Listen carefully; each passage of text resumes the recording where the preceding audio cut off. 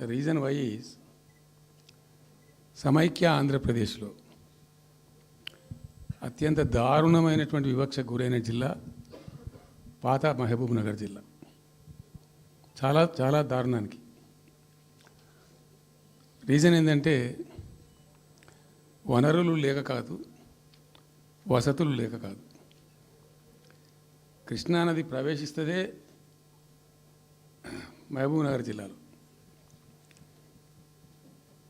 సరే, ఇప్పుడున్న తెలంగాణ, అప్పుడు ఉన్న ఆంధ్రప్రదేశ్ మొత్తం చూస్తే కూడా 300 and above కిలోమీటర్స్ కృష్ణానది పారుతుంది కూడా మహబూబ్ నగర్ జిల్లాలో. 308 కిలోమీటర్లకు పారుతుంది. 308 కిలోమీటర్స్ పారుతుంది. ఇది రెండు రాష్ట్రాలు కలిపి లెక్క చూస్తే కూడా. అయినా కూడా 50 ఏళ్ళు అప్పటికి 50 ఏళ్ళు పరిపాలించినటువంటి కాంగ్రెస్ పార్టీ కానీ, ఆ తదనంతరం సుమారు దగ్గర ఒక 20 ఏళ్ళు పరిపాలించిన తెలుగుదేశం పార్టీ కానీ, పాలమూరుకు చాలా దారుణమైనటువంటి తిరిగి కోలుకోలేనటువంటి దెబ్బ కొట్టిన పార్టీలు ఈ రెండు పార్టీల ప్రభుత్వాలు. ఇది లోకమందరికి తెలుసు. ఆ జిల్లా యాక్చువల్లీ అప్పర్ కృష్ణా ప్రాజెక్టు, భీమా ప్రాజెక్టు, తుంగభద్ర ఎడమ కాలువ ప్రాజెక్టు, దాని ద్వారా ఆనాటికి అన్ని ఫైల్స్ ఉన్నాయి, రికార్డ్స్ ఉన్నాయి, ఏదో ఒకటి స్టోరీ కాదు. 174 టీఎంసీలు నీళ్ళు పాలమూరు రంగారెడ్డి జిల్లాకు రావాల్సి ఉండే. పాలమూరు జిల్లాకు ఆనాటి ప్రతిపాదిత ప్రాజెక్టుల ప్రకారం రావాల్సి ఉండే. ఆంధ్రప్రదేశే ఏర్పాటే తెలంగాణ పాలిట పెనుశాపం. కొంతమందికి నచ్చదు, కానీ పెనుశాపంగా పరిణమించింది ఆంధ్రప్రదేశ్ రాష్ట్ర ఏర్పాటు. మొత్తం తెలంగాణకు, అందులో మోర్ స్పెసిఫికల్లీ మహబూబ్ నగర్ జిల్లాకు జరిగినటువంటి తీవ్రమైనటువంటి అన్యాయం. ఎస్ఆర్సి యాక్ట్ అంటే స్టేట్ రీఆర్గనైజేషన్ యాక్టు స్పష్టంగా చెప్తుంది, ప్రతిపాదించబడి ఆల్రెడీ శాంక్షన్ అయ్యి జరుగుతుండే ప్రాజెక్టులు, కంటెంప్లేట్ చేసి ఉన్న ప్రాజెక్టులు, వాటిని మార్చకూడదు, అవి కొనసాగించాలి. ఆ చట్టం ఉండగా కూడా వాటి అన్నిటిని కాదని వీటిని మొత్తం అబాండన్ చేసి పడేసిండ్రు. అట్లా చాలా చేసినారు. అక్కడ గోదావరి మీద చూసుకుంటే దేవునూరు ప్రాజెక్టు కావచ్చు, ఇచ్చంపల్లి కావచ్చు, రకరకాల ప్రాజెక్టులను అబాండన్ చేసినారు. అందులో అతి తీవ్రమైనటువంటి అన్యాయం మహబూబ్ నగర్ జరిగింది. ఇలా మహబూబ్ నగర్కి ఇచ్చే పాలమూరు ఎత్తిపోతలో మరొకటి కొత్త స్కీమ్ కాదు. గతంలోనే 174 టీఎంసీలకు ప్రాజెక్టులు రూపకల్పన జరిగి అంత అయింది. అయితే మేము చాలా వాదించినాం. మధ్యలో బ్రిజేష్ కుమార్ ట్రిబ్యునల్ వస్తే కూడా అక్కడ పోయి ఆ ట్రిబ్యునల్ని కలిసి చాలా ప్రయత్నాలు చేసినాం. ఉద్యమ సందర్భంలో, ఉపన్యాసాలలో, కరపత్రాలలో, జలసాధన ఉద్యమ సందర్భంలో, మా క్యాసెట్ల రూపంలో, స్పీచ్ల రూపంలో, కరపత్రాల రూపంలో, పోస్టర్ల రూపంలో, క్యాసెట్ల రూపంలో రకరకాలుగా వాదించుకుంటూనే ట్రిబ్యునల్ కూడా ఇవ్వాలని పోతే, ట్రిబ్యునల్కు ఉండే ఒక డెలికసీ ఏంటంటే వాళ్ళు రాష్ట్రాల మధ్య పంపిణీ చేస్తారు తప్ప రాష్ట్రం లోపల ఉండేటువంటి ఒక ప్రాంతానికంటే వాళ్ళు చేయరు. మీకు రాష్ట్ర హోదా లేదండి, మీరు ప్రాంతము, మీరు రాష్ట్రంతో కొట్లాడుతున్నారు, అది వేరే సంగతి, కానీ మేము స్వీకరించలేము, తీసుకోలేము చట్ట ప్రకారం అని చెప్పి వాళ్ళు నిరాకరించారు. సరే, ఆ తదనంతరం ఉద్యమం జరిగింది, మీ అందరికి తెలుసు. ఇక్కడ ఇంకొకటి కూడా తప్పకుండా చెప్పాలి. బచావత్ ట్రిబ్యునల్ ఏర్పాటైనప్పుడు అతను పంపకాలు చేస్తూ బచావత్ ట్రిబ్యునల్లో స్పష్టంగా రికార్డెడ్ ఇప్పుడు ఉంది. బచావత్ ట్రిబ్యునల్లో స్పష్టంగా పొందుపరచబడి ఉంది. ఇప్పుడు బచావత్ గారు ఖుద్దు రిటైర్డ్ సుప్రీంకోర్టు జడ్జి, ఆయన స్వయంగా ఏమన్నాడంటే, ఈ ప్రాంతం నిజంగా చాలా నిరాదరణకు గురైంది, ఇంకా అవుతూ ఉన్నది. ఆ రోజు విపత్కర పరిస్థితి, దుర్భరమైన పరిస్థితి ఏంటంటే పాలమూరు గురించి గంటెడు నీళ్ళు అడిగిన వెళ్ళేటప్పుడు ఇంత కేటాయించండి, ఈ కరువు జిల్లా ఉంది అని అడిగేవాడే లేడు. ఆనాటి సమైక్య ప్రభుత్వం చేసిన ద్రోహం. బచావత్ ఏం చేసిండు? మాకు చూడబుద్ధి అయితే లేదు, ఇది మా అంతల మేమే సూమోటో ఈ సమైక్య ప్రభుత్వం ప్రతిపాదించకపోయినా ఒక 17 టీఎంసీ జూరాల ప్రాజెక్టు మంజూరు చేస్తున్నాము. అయితే సాంకేతిక కారణాలు మరొకటో చూపెట్టి ఈ జూరాల ప్రాజెక్టుని ఇక్కడి నుంచి ఎత్తగొట్టద్దు, వేరే కాడ కట్టద్దు, ఇక్కడ మాత్రమే కట్టి తీరాలే, దానికే అలాట్ చేస్తున్నామని చెప్పి ఒక కండిషన్ పెట్టిండు ఆయన. ఇది ట్రిబ్యునల్. అతను ఒక న్యాయమూర్తిగా పనిచేసిన వ్యక్తి కాబట్టి చూడబుద్ధి కాక ఆ బాధ భరించలేక ఈ కామెంట్ కూడా రికార్డు చేసిండు ట్రిబ్యునల్లో. ప్లస్ ఆ 17 టీఎంసీ జూరాల ప్రాజెక్టుకు కేటాయించిండు. ఎంత విషాదం అంటే అది ఎప్పుడో 74లో 74 నుంచి 78 దాకా జరిగింది కథ అంతా. అతను కేటాయిస్తే దానికి ముట్టినోడు లేడు, పట్టుకునోడు లేడు, తీసినోడు లేడు. అంజయ్య గారు ముఖ్యమంత్రి అయినాక ఒక ఏడాది తర్వాతనేమో అప్పుడు అంజయ్య గారు దానికి ఫౌండేషన్ స్టోన్ వేసారు. ఫౌండేషన్ స్టోన్ వేస్తే ఇక అది మెల్లగా మెల్లగా తెలంగాణ ప్రాజెక్ట్ కదా, ఇప్పుడు పట్టుకుని లేడు, దాన్ని మాట్లాడినోడు లేదు, అయ్యలేదు, అవ్వలేదు, ఒక అనాథలాగా ఆ బ్యారేజ్ వరకు కట్టేశారు. దానికి కాలువలు లేవు, నీళ్ళు రావు, పొలాలు పారాయి, కృష్ణానది నీళ్ళు వస్తుంటాయి, గేట్ల ద్వారా పోతుంటాయి. ఎప్పటి వరకు ఈ తతంగం 2001లో గులాబీ జెండా ఎగిరేదాకా ఇదే తతంగం. ఇంకా విషాదం ఏంటంటే అప్పుడు ముఖ్యమంత్రి ఉన్న చంద్రబాబు నాయుడు ఆయన మహబూబ్నగర్ జిల్లాను దత్తత తీసుకున్నాడు. ఆయన దత్తతలో ఉండే చేసి నేను అడాప్ట్ చేసుకుంటున్నా ఈ కరువు జిల్లా, దీన్ని అది చేస్తా, ఇది చేస్తా, పొడి చేస్తా అని మాటలు చెప్పి ఇష్టం వచ్చినన్ని పునాదురాలు వేసిండు. కల్వకుర్తి, మన్ను, మశాన్ రకరకాల పునాదురాలు వేసుకుంటూ పెట్టు. ఉద్యమ సందర్భంగా నేను చేసే ఉపన్యాసాలలో నేను మాట్లాడేది ఈ పునాదురాలన్నీ ఎందుకు మనకు పట్క ఏడుస్తానికా, చూస్తానికా, ఏం లాభము, ఈ రాళ్ళన్నీ కృష్ణానదిలో అడ్డమేస్తూ చెక్కడమని అయితే ఎదురాబాయ్ అనేది నేను నవ్వేది, జనం సప్పట్లు కొట్టేది సభలలో నేను చెప్తుంటే. ఒక్క డ్రాప్ వాటర్ కూడా పొలాలు పారడానికి రాలేదు. తత్ఫలితమైంది net result. What was the net result? Palamuru జిల్లాలో ప్రతి తాలూకా కేంద్రం అంటే ప్రతి నియోజకవర్గ కేంద్రం నుంచి వలసలు పోవడానికి ప్రజలు ప్రతి బొంబాయి నుంచి bus, Narayanpet Bombay bus, Wanaparthy Bombay bus, ఇంచుమించు అన్ని తాలూకాల నుంచి బొంబాయికి డైరెక్ట్గా బస్సు.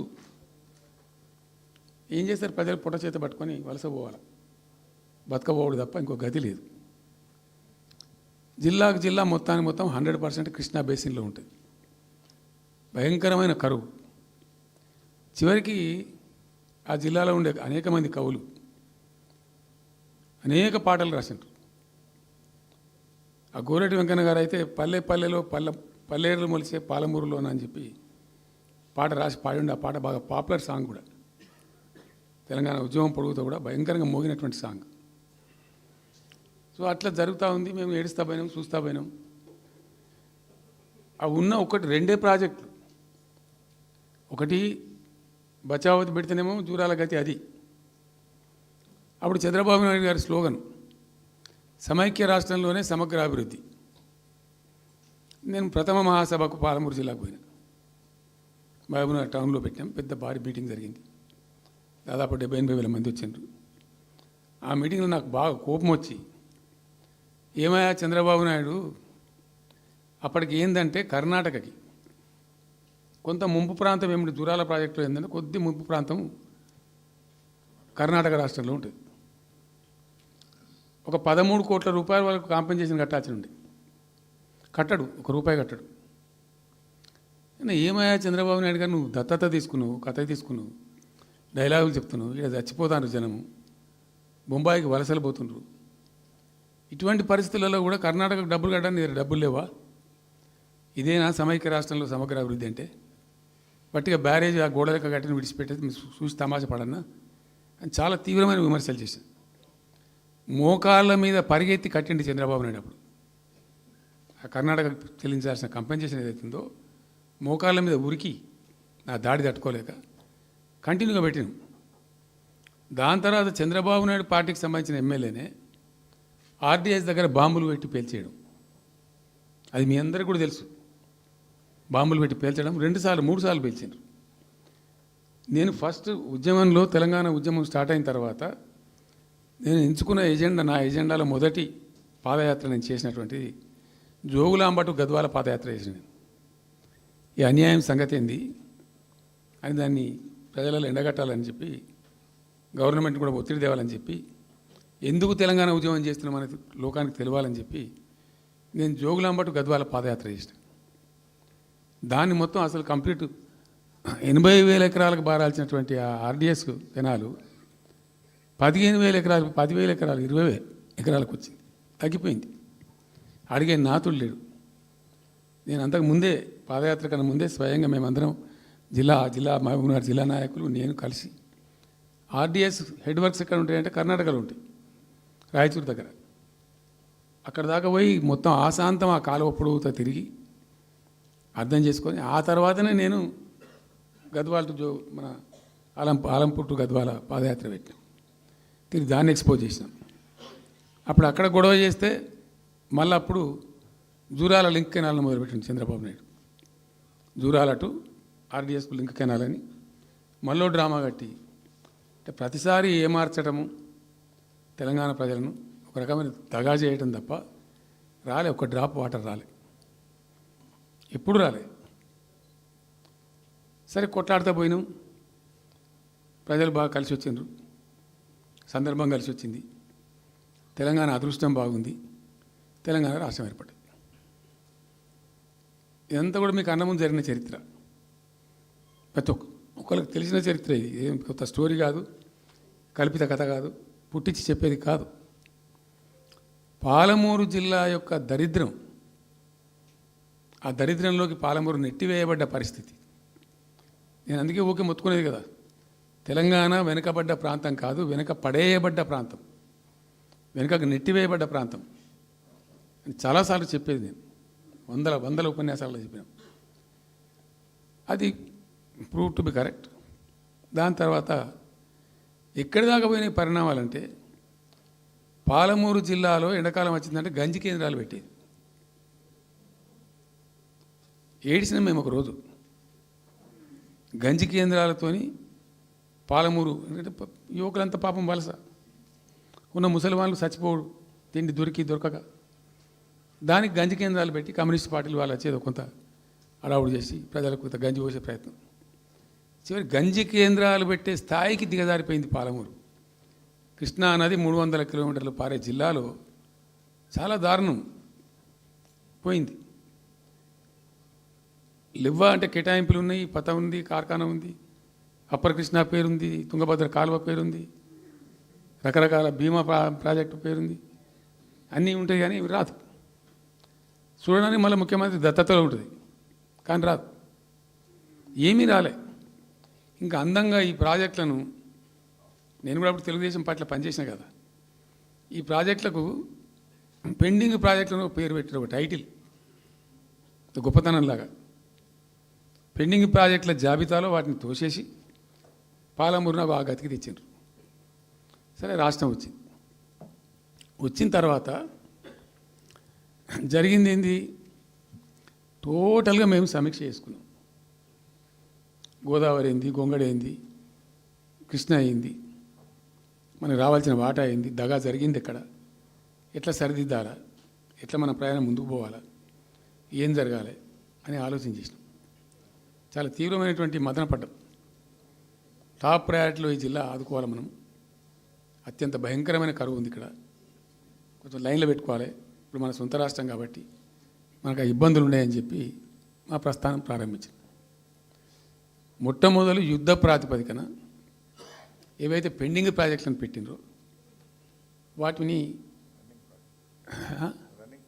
రన్నింగ్ చేసినాం. వాటిని అన్నిటికని నెట్టెంపాడు కావచ్చు, భీమా కావచ్చు, కల్వకుర్తి కావచ్చు, అన్నిటిని కూడా బ్రహ్మాండంగా లైన్లోకి తెచ్చినాం.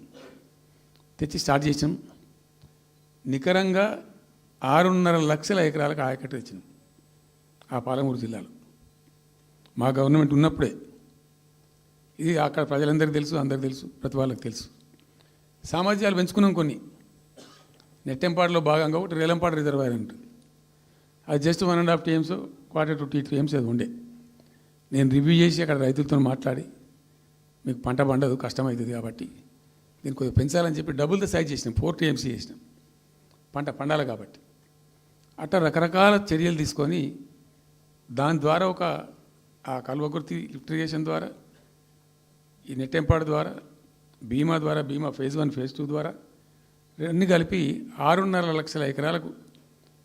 వాస్తవం చెప్పానంటే ఎంత దుఃఖభాజనం అంటే, ఎంత బాధాకరం అంటే, కృష్ణానది 300 కిలోమీటర్లు ప్రవహించేటువంటి పాలమూరులో 30,000 ఎకరాలు కూడా పారకం లేదండి. RDS అన్నీ కలిపి లేదు, అసలు రావు, నీళ్ళు రావు, కాలువ లేదు, పొలం లేదు, ఏం లేదు. అందుకే అది వలసల జిల్లా అని పేరు ఎందుకు వచ్చింది పాలమూరుకు? ఎందుకు వలస పోతారు ప్రజలు? ఎంత కంపల్సరీ ఉంటే పోతారు, ఎంత దుఃఖం ఉంటే పోతారు, ఎంత బాధ ఉంటే పోతారు. ఆ విధంగా ఒక 6.5 లక్షల ఎకరాలు దానికి తెచ్చినాం.